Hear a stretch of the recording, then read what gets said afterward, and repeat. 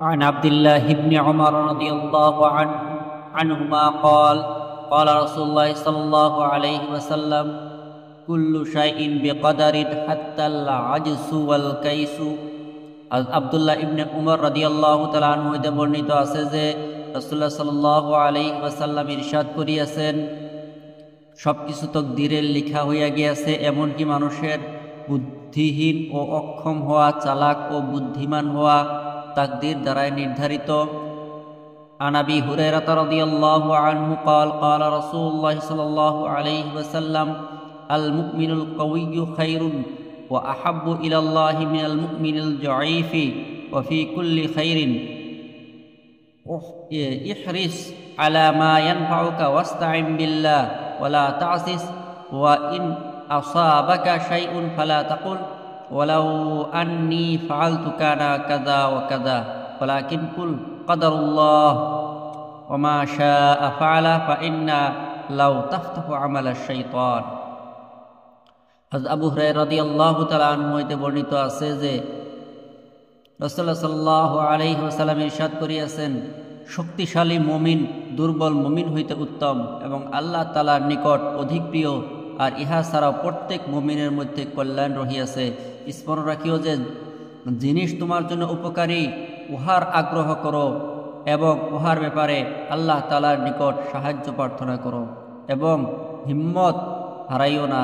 আর যদি তোমার কোনো ক্ষতি হইয়া যায় তখন ইহা বলিও না যে যদি আমি এরূপ করিতাম তবে এমন হইতো, বরং বলো যে আল্লাহ তাআলার ফয়সালা এমন ছিল এবং তিনি যেমন চাহিয়াছেন করিয়াছেন।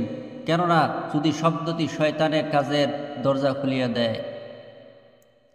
ফায়দা, যদি আমি এমন করিতাম তবে এমন হইতো মানুষের জন্য এই ধরনের কথা বলা ওই সময় নিষেধ যখন এইরূপ বাক্য দ্বারা তাকদীরের সহিত মোকাবেলা করা এবং নিজের চেষ্টা তকদীরের উপর ভরসা করা উদ্দেশ্য হয় এবং তাকদীরকে বিশ্বাস করার আকীদা হয়। কেননা তখন শয়তানের জন্য তাকদীর হইতে বিশ্বাস হটানোর সুযোগ মিলিয়া যায়।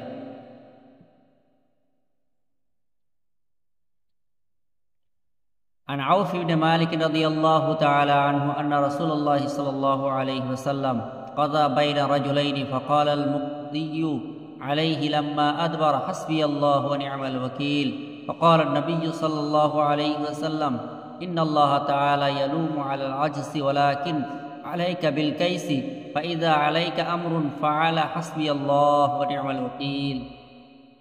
আউফ ইবনে মালিক রাদিয়াল্লাহু তাআলা বর্ণনা করেন যে রাসূলুল্লাহ সাল্লাল্লাহু আলাইহি ওয়াসাল্লাম দুই ব্যক্তির মাঝে ফয়সালা করিলেন, যাহার বিপক্ষে ফয়সালা হইয়াছিল সে যখন ফিরিয়া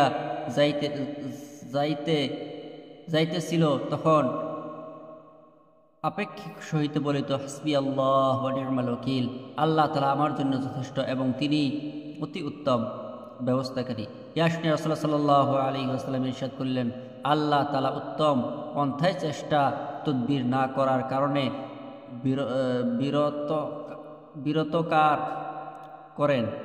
তিরস্কার করেন। এই জন্য সবসময় প্রথমে নিজের যাবতীয় বিষয়ে বিচক্ষণতা অবলম্বন করো। যদি তারপরও অবস্থা বিপরীত হইয়া যায় তখন হাসবি আল্লাহ ওয়া নি'মাল ওয়াকিল পড়ো এবং উহার দ্বারা অন্তরে সান্ত্বনা লাভ করো যে আল্লাহ তাআলা আমার জন্য যথেষ্ট, আর তিনি এই অবস্থায় আমার উদ্দেশ্য পূর্ণ করিয়া দিবেন।